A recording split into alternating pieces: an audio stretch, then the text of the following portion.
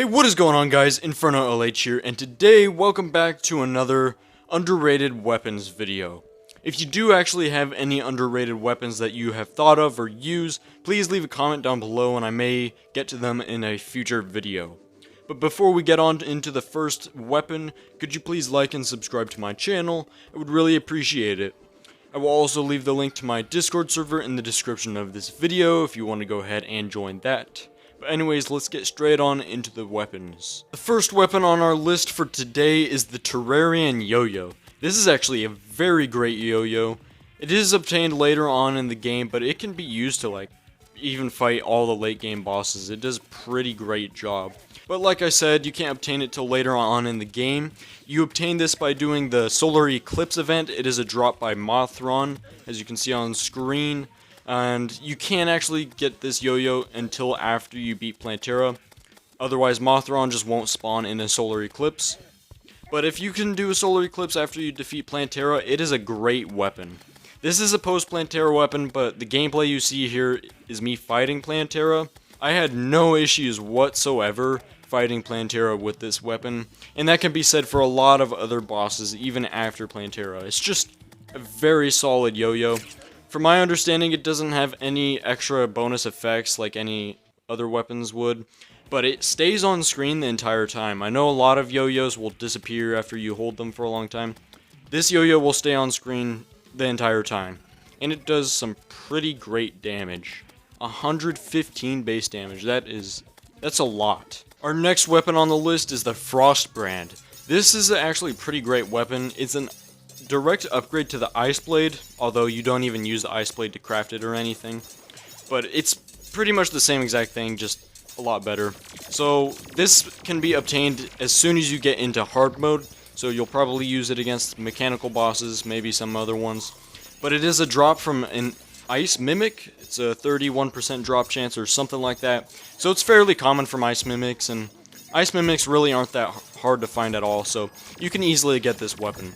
And it's pretty decent because it does 49 base damage, which is not the greatest for when you first enter hard mode, but it shoots this projectile that you can see the same as the Ice Blade one does. Shoots a little ice projectile, but the ice projectile will penetrate through 3 different enemies at max, which is pretty great compared to the regular Ice Blade just hitting one enemy. So that penetration from the bullet is really useful, and also the sword itself is larger than the Ice Blade, so the swing radius is a bit larger. Overall, pretty basic sword, but it's pretty great if you want to pick this up. If you're going melee and you're just starting in hard mode, great sword to pick. Next up on our list, we have Betsy's Wrath, which is a mage weapon. Pretty solid mage weapon. This is actually really great mage weapon, but it's a little out of the way to get.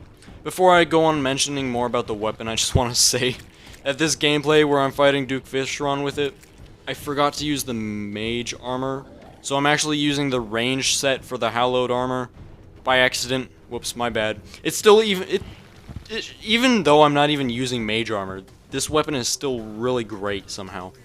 But anyways, this weapon is obtained through the Old One's Army event.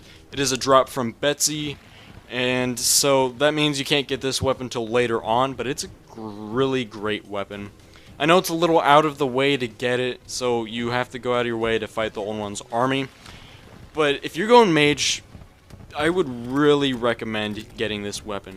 Even if you're not going to get this as a main weapon, get it as like a secondary, because when you shoot an enemy with this, it inflicts them with a debuff that increases your damage against them. And if you're playing multiplayer, your teammates will deal increased damage to that enemy.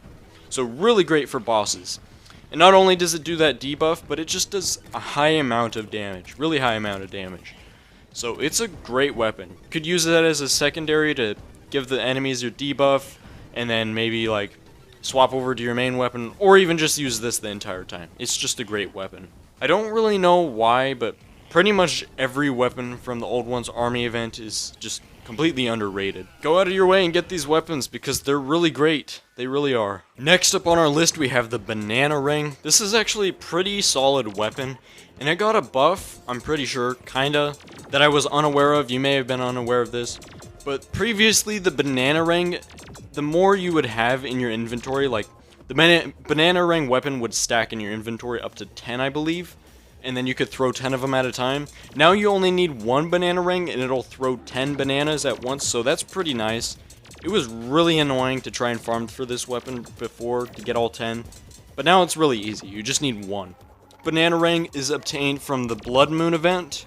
I think you can get it as soon as you get in a hard mode. I know you can't get it pre-hard mode, but it's a pretty great weapon. It's dropped from the clowns in the Blood Moon event, so it's fairly easy to get. You just gotta hope for a Blood Moon to spawn in and try and get this. I think it's not that common, but it's not too bad. But if you can get this, it does some pretty great damage. I think it does 49 base damage. It counts as a melee weapon. It is a boomerang. But as you can see in the gameplay here, it does a lot of damage to Skeletron Prime, and you could use this for fairly decent ways into the game. It can be helpful in a lot of different ways because, I mean, these bananas can be thrown pretty far, and the fact that you can throw 10 of them means that missing one of the boomerangs is not a big deal at all. So it does some pretty solid DPS. I mean, yeah, each one only does 49 damage, but the fact that you can get this right as you enter hard mode, I think, if you get a Blood Moon to spawn. Each one dealing 49 damage and throwing 10 of them at a very high speed, that's a lot of DPS. And the final weapon on today's list is the Hallowed Repeater. Repeaters themselves, like the whole repeater category, is very underrated. Don't really see very many people use repeaters. People generally go for bows or guns instead of repeaters, but repeaters are great. The Hallowed Repeater can be obtained as soon as you defeat your first mechanical boss, so fairly early on into the game. It's just crafted with hallowed bars. That's pretty simple crafting recipe. I don't think it takes anything except for hallowed bars to make. But it does not convert any ammo types, so you can use any arrows that you would like. I'm using holy arrows in the gameplay, as you can see here. They're pretty good arrows. I mean, against twins, they're not the best. The stars don't hit them that much. But the Hallowed Repeater is pretty great. It does okay base damage. When you add the extra bonus damage your arrows deal, it does a lot of damage combined. But the nice thing about repeaters is they don't really have arrow drops. As you can see in the gameplay, when you shoot an arrow, it just goes straight. The arrow does not curve, it goes in a very straight line.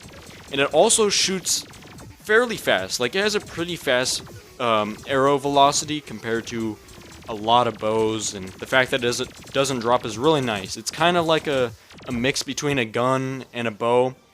It's really great. Repeaters are really nice and accurate. The firing speed is also pretty high, which is a nice added bonus. So it's very underrated. I'm surprised not more people use the Hallowed Repeater, considering how easy it is to obtain. You're going to be fighting mechanical bosses anyways, and you'll usually have extra hallowed bars, so if you're ranged, definitely craft one of these things. It is 100% worth it. But anyways, that is going to be it for today's video. If you did enjoy, could you please like and subscribe to my channel? I would really appreciate it, as over 90% of people who do watch my videos are not subscribed. I will also leave the link to my Discord server in the description of this video if you want to go ahead and join that. But also, like I said at the beginning of this video, if you have any underrated weapons suggestions that you know of, please comment them down below, and I may get to them in a future video. But with that being said, that is it for today's video, and goodbye.